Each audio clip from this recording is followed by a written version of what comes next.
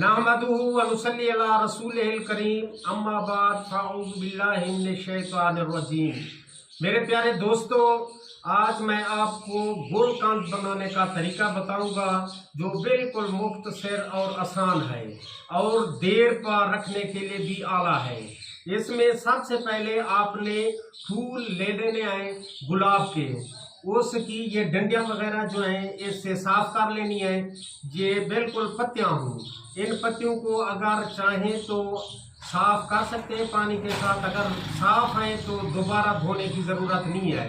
अब इनको लेकर इसके बराबर या डबल भी कर सकते हैं, चीनी डालें और इसे अच्छी तरह से मसल लें। कोई चीनी का बर्तन हो या स्टील का, उसके अंदर इन पत्तियों को डालकर अच्छी तरह मसल लेना है और धूप के अंदर रख देना है। एक दिन के बाद फिर इसके अंदर आपने सौंफ और इलायची के दाने डालने हैं इनके वजन के मुताबिक।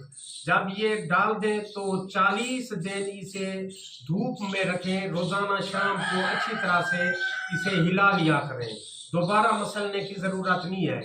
तो इसके खाने के लिए जो है 2 चम्मच आपने इस्तेमाल करने हैं रात को सोते वक्त गर्म दूध के साथ।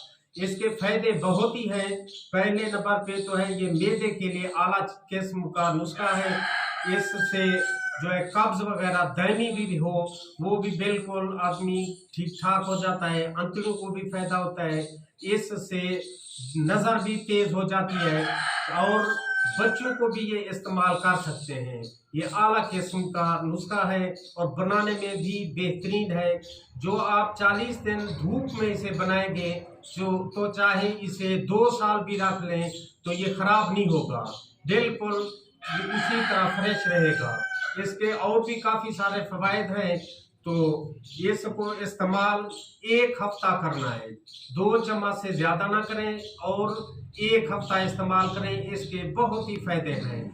तो वीडियो अच्छी लगे तो आप सब्सक्राइब भी कर लें और लाइक और शेयर भी कर लिया करें। तो अगली वीडियो तक खुदा हाफिज।